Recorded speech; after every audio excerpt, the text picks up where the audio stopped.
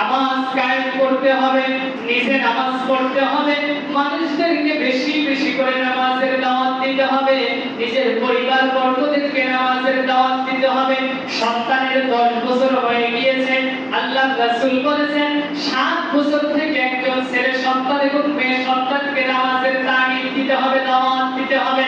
7 বছর থেকে 10 বছর পর্যন্ত 3 বছর দাওয়াত দিতে হবে।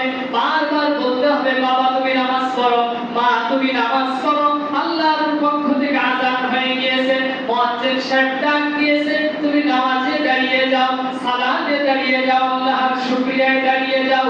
3 বছর পর্যন্ত বলার পরে যদি ওই ছেলে এবং ওই মেয়ে নামাজের মধ্যে না আসে, তাহলে 10 বছরের পর থেকে তাদেরকে কিছুটা প্রহার করতে হবে, কিছুটা আঘাত করতে হবে।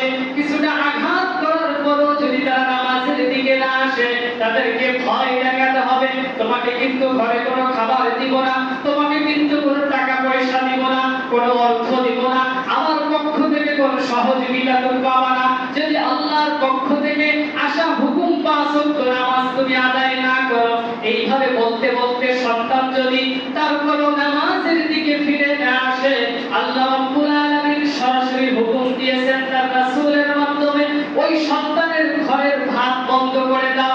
যতক্ষণ পর্যন্ত ওই সন্তান নামাজের মধ্যে লিপ্ত না হবে, ওই সন্তানকে তুমি যদি মুসলমান পিতা হয়ে থাকো, তাহলে তাকে তোমার উপার্জনের রিজিক থেকে রিজিক দিতে পারো না। কে বলেছে?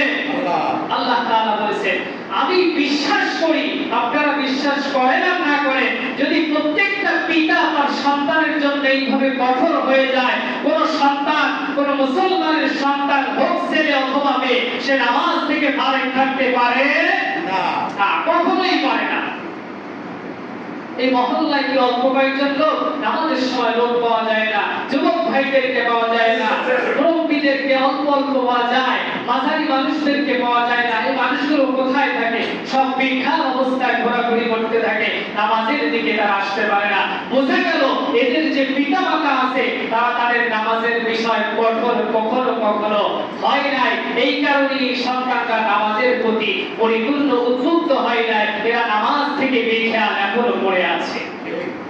আপনারা যারা দাদা দাদি আছে, যারা দাদা আছে, যারা নানা আছে, যারা পিতা আছে, যারা ভাই আছে, আজকে ওয়াদা করে নেন, বাড়িতে গিয়ে আপনারা যারা ঘরের কর্তা আছেন, আজকে হুকুম করে দিবে, আমার ঘরে যদি তোমার ভাত খেতে হয়, আমার ঘরে যদি তোমার বসবাস করতে হয়, আমার টাকা দিয়ে যদি তোমার চলতে হয়, আমার ভিটায় যদি তোমাকে থাকতে হয়, আল্লাহর হুকুম সর্ব উৎকৃষ্ট ইবাদত সালাত তোমার 5 ওয়াক্ত অবশ্যই অবশ্যই অবশ্যই আদায় করতে হবে, না হলে এই ঘরে তোমার কোনো জায়গা হবে না। এইভাবে বলতে পারবেন তো?